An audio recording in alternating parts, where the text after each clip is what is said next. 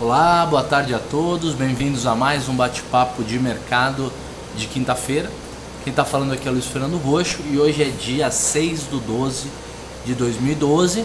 Tropeçou e já cai em 2013, né? A gente acabou o ano mesmo, não tem nem mais conversa.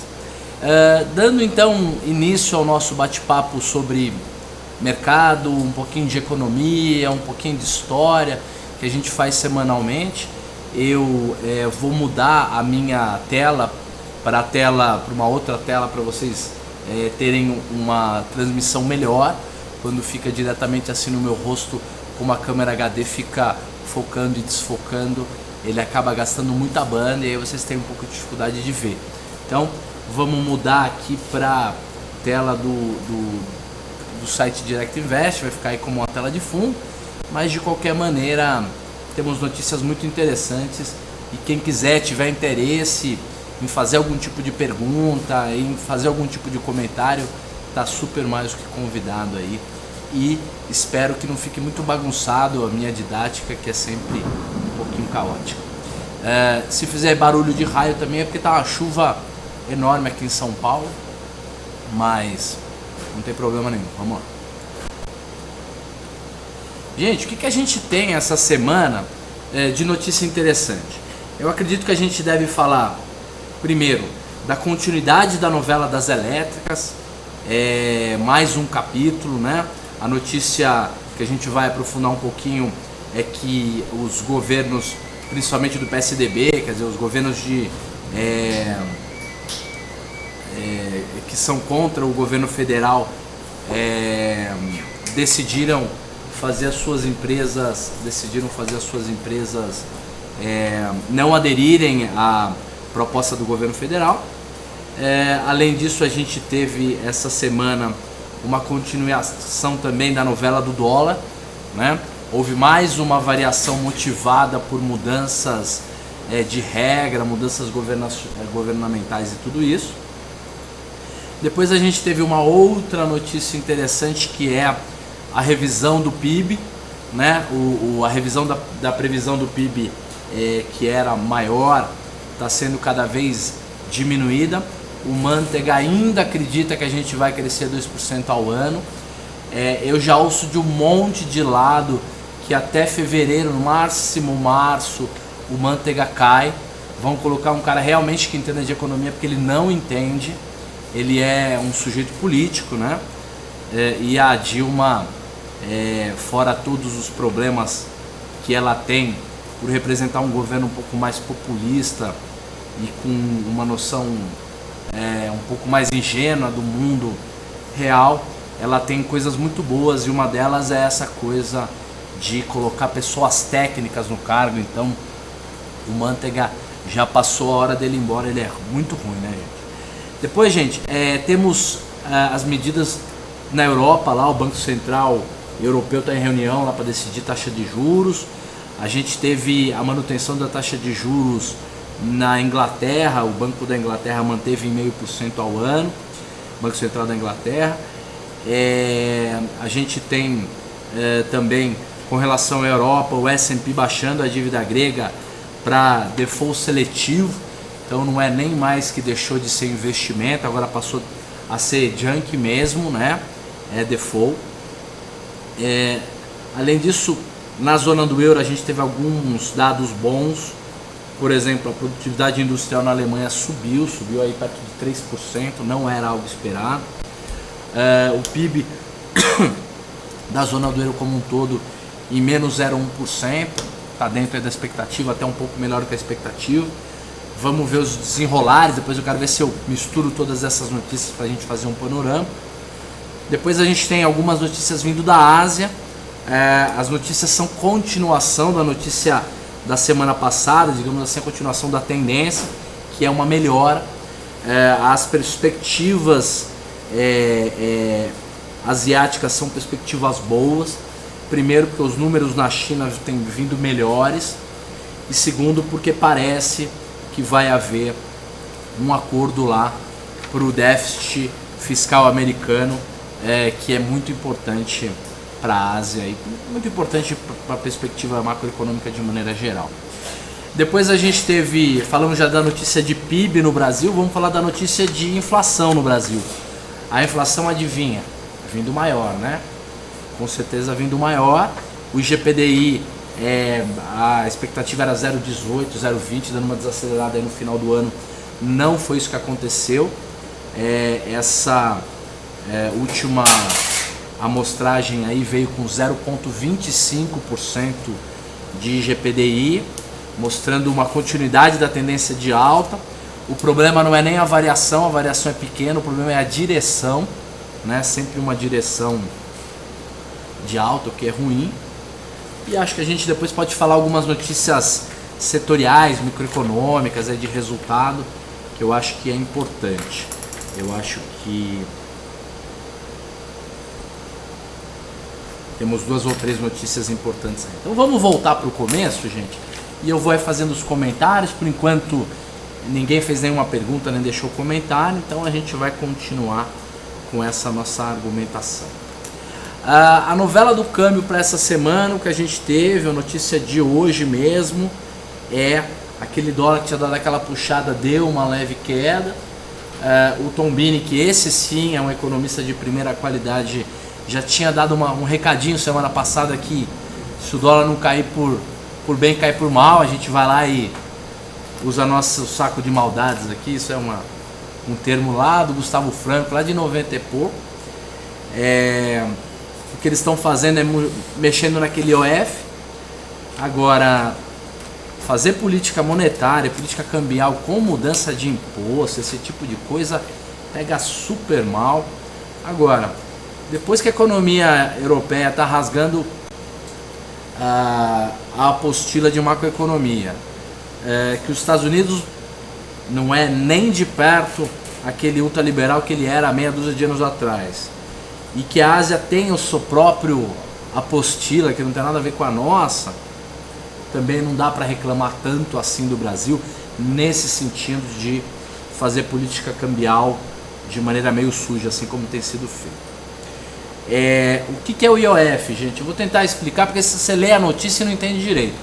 O governo, talvez um ano atrás, eu não lembro exatamente quando foi, criou um imposto para quem comprava dólar. Quem comprava, entrava na ponta de compra do dólar futuro, ou fazendo realmente compra de dólar no Banco Central, ele era obrigado a pagar uma taxa de IOF, que era uma taxa que chegou a ser alta, tipo 5%, uma coisa que inviabilizaria a especulação comprada em dólar. Porque para o cara comprar o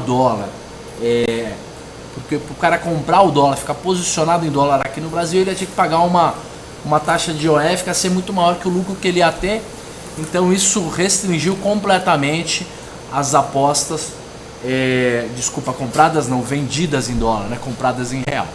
Na hora que o governo fez isso, o dólar estava lá em 1,60, ele veio subindo, né, junto com a queda da taxa de juros, fez com que esse dólar subisse, bateu aí na máxima de 2,10 semana passada, ou semana retrasada, e aí o governo primeiro sinalizou e agora de fato vai baixar a taxa do IOF para aplicações de longo prazo. O especulador continua como está, mas o cara que quiser internar dinheiro aqui, comprando real, vendendo dólar, esse cara vai poder fazer. Se ficar com mais de um determinado prazo, ele não paga, ou vai ter uma diminuição no IOF. A notícia é boa para o câmbio, mas continua sendo uma maneira um pouco não ortodoxa de fazer política cambial. A gente tem uma brincadeira que a gente usa aqui no Brasil, nas mesas e tal. Tudo aquilo que não é tradicional, tudo aquilo que é algo que a gente só faz no Brasil e nenhum outro lugar tem, a gente chama de jabuticaba, né? Então, todo tipo de medida meio jabuticaba assim, a gente tem que ficar de orelha em pé. É óbvio que política cambial na canetada não é só o Brasil que faz, mas pega bem mal. Depois, o governo e os previsores de dados macroeconômicos, principalmente PIB, revisando o PIB brasileiro para baixo mais uma vez. A expectativa é que agora a gente tenha um PIB de 2012 em 1,3, 1,4. Deixou de ser um PIB ruim para virar um PIB vergonhoso, né? Isso está acontecendo principalmente no Brasil, por um conjunto de questões brasileiras, mas o principal conjunto, se vocês comprarem a exame dessa semana, tem uma exame que saiu aí com 10 ideias. Tem vários economistas mostrando como o problema do Brasil é a infraestrutura. A gente fez a primeira fase de mudança e de reformas para crescimento, que é a substituição, década de 50, substituição de importação. Agora, 10, 20 anos atrás, a gente fez mais uma mudança, uma reforma que colocar a classe baixa, colocar na classe média, fazer esse pessoal consumir, arrumar um emprego e tal. Mas agora não tem jeito. A terceira fase, gente, a gente teria que ter muita educação, coisas que a gente não vai, e muita infraestrutura, coisa que a gente não vai ter no Brasil tão cedo. Então a gente fica muito atrasado aqui, enquanto Ásia, Coreia, todos esses países lá da Ásia fizeram a lição de casa. Pra vocês terem uma ideia, eu fui num seminário na Bolsa hoje sobre o setor educacional, principalmente educação superior. No Brasil, gente, 13% da população em idade de fazer terceiro grau, de fazer faculdade, que é entre 18 e 19 anos e 24 e 25 anos, é 13,5%. 13,5% das pessoas que estão dentro dessa faixa estão necessariamente na faculdade, e não é faculdade boa, é aquela da televisão lá, que é bem mais ou menos. O número na Coreia, só para vocês terem uma ideia, é 85%. 85% dos coreanos em idade de estar na faculdade estão, e aqui é 13%. Como é que a gente vai ter condição de ser competitivo sem educação? Mas deixa isso daí para lá, porque aí já é mais uma encheção de saco. Notícia de curto prazo. Então o PIB vem abaixo no quarto trimestre, mesmo que o Manteiga continue acreditando que o Brasil vai crescer mais que 2% esse ano. É um absurdo, porque não vai, ele vai ficar com cara de boa. Depois, redução de impostos para as construtoras, setor de construção. Isso é mais um tipo de decisão de curto prazo, medida fiscal. Isso daí não tem nenhum efeito de longo prazo, é só para mexer em 0,1%, 0,2% de PIB, só para inglês ver, né? Só para gerar medidas de curtíssimo prazo. Isso não tem muito efeito, mas vai gerar um pouco um pouco mais de emprego aí na área de construção, que já está super no gargalo, né? E algumas construtoras andaram subindo, quase todas nas últimas semanas. O governo já tinha feito medidas assim, por exemplo, para o setor de siderurgia. Ele está escolhendo o setor e fazendo política microeconômica. É muito perigoso isso, mas é assim que ele vai fazer, não tem muito jeito. Depois, gente, ações asiáticas estão na máxima dos últimos 16 meses. Enquanto aqui a nossa bolsa está muito ruim, está atingindo preços, o índice Bovespa, principalmente, que é super indexado a commodities e tal, está super mal. A gente tem na Ásia o topo histórico dos últimos 16 anos. Para finalizar, gente, eu queria mostrar essa revista que saiu da Exame. Eu acho que vale muito a pena vocês comprarem. São 10 ideias para a economia no Brasil, essa daqui. E assim, tem coisas muito, muito interessantes.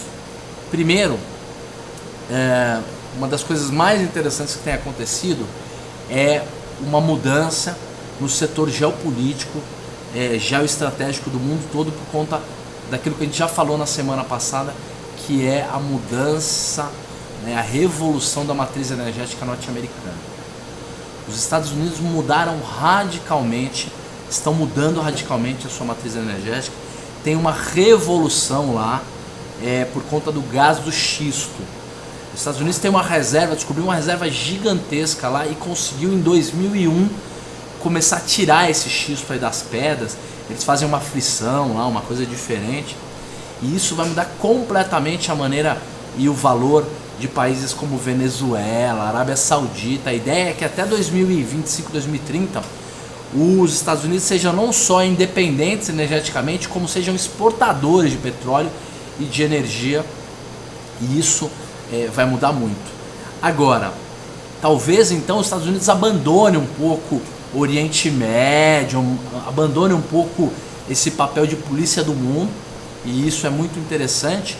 Agora, em contrapartida, a gente tem um país que coloca 40, 50 milhões de novas pessoas como consumidores, que é a China, que vai continuar crescendo a pelo menos 6,5% ou 7%, porque tem infraestrutura para isso, tem gás, tem dinheiro, manda na população, manda matar, manda morrer, prende, fala, você vai casar com aquele, você vai mudar para não sei aonde.